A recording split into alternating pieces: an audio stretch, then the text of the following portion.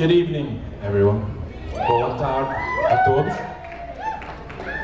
Eu vou começar com algumas palavras em português, porque sei que nem todo mundo fala inglês. Para os portugueses, bem-vindo e obrigado pela sua presença.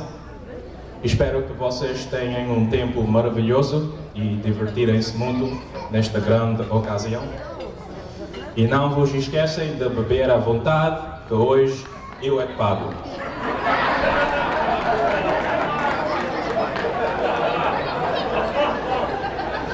Wedding toast protocol requires that the best man deliver a clean, sober, and entertaining speech. I just hope no one here holds me accountable to those unreasonable standards.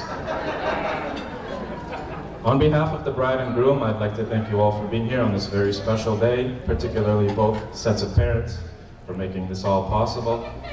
To the bridesmaids and groomsmen, maid of honor, event staff, DJs, and wedding planners, your hard work has not gone unnoticed. I'd be remiss if I also didn't mention the most distinguished couple here this evening, the lovely folks we've all come to see, the bar staff.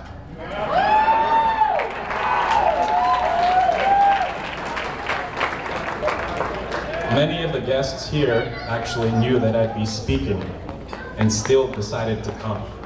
So a special thanks to you as well. And I also understand that many of you have flown in from overseas. The fact that some of you have traveled such great distances to be here is a testament to the kind of people the bride and groom are demanding.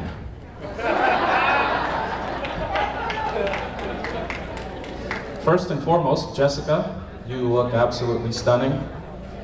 Michael, you look absolutely stunned.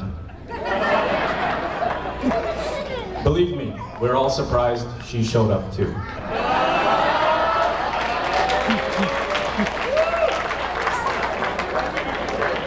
So, how do I know Michael? Well, we met briefly in grade 9, and I finally caught up to him in grade 10.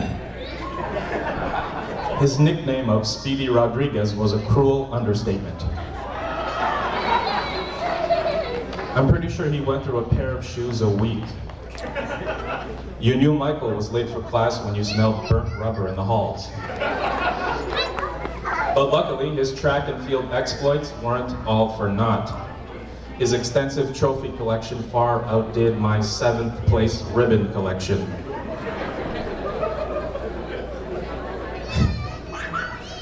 Track, hockey, tennis, basketball, you name it, sports were our common bond. We forged our friendship on the field. They were our escape from the harsh realities of repeated rejections by our high school crushes. And trust me, there were plenty of those. Michael was no slouch in the classroom either, but impeccable posture alone wasn't a formula for good grades. While we weren't exactly known for our studying prowess, I'll never forget the time Michael showed up half an hour late to an exam with his dog in a last gasp effort to salvage some sympathy marks for a passing grade. Not surprisingly, it didn't work, though you can't fault his creativity. Fast forward some years and there Michael and I are at Win Fitness one summer's day pretending to work out as we normally did when I noticed something relatively odd. A girl across the room sat motionless staring at Michael. After confirming it wasn't a mannequin, I quickly scanned Michael's face to make sure he didn't have a booger hanging out of his nose or a rib sauce on his beard. Because seriously, why else would a female stare at him like that? Well, once he passed my visual inspection, we went over and introduced ourselves. It turns out Jessica was staring at the clock the whole time. But luckily, she and Michael hit it off anyhow. I knew they were a perfect match the moment she stood up to give him a hug. Finally, a woman he was taller than.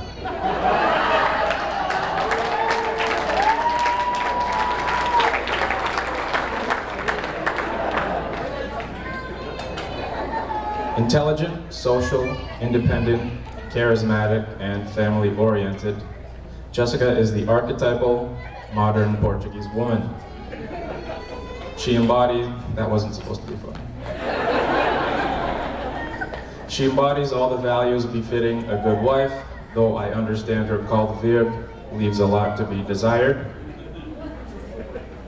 Jessica, as your lifelong conquest to master the popular Portuguese dish is inevitable, let me offer you a tip. If you ever need Michael out of the kitchen, just ask him for something from the top shelf. He'll be out of your hair for hours.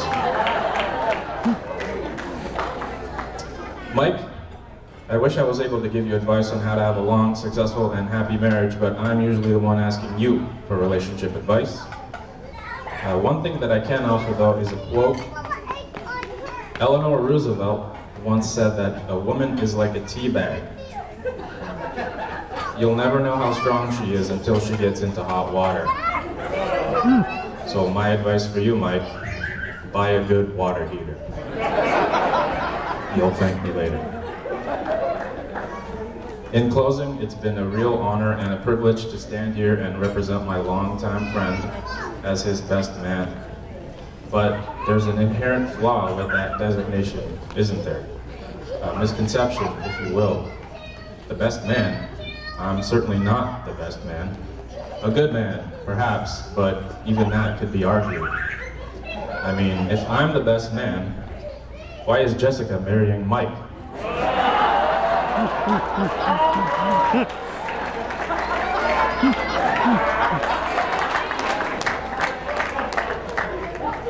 The answer, of course, is because he is the best man. And I couldn't be prouder of him for selecting such a wonderful soul with whom to share the rest of his life with. Michael and Jessica, may your love be modern enough to survive the times, but old-fashioned enough to last forever. Now, without further ado, ladies and gentlemen, please join me in raising a glass to the real best man and his best lady, Mr. and Mrs. Rodriguez.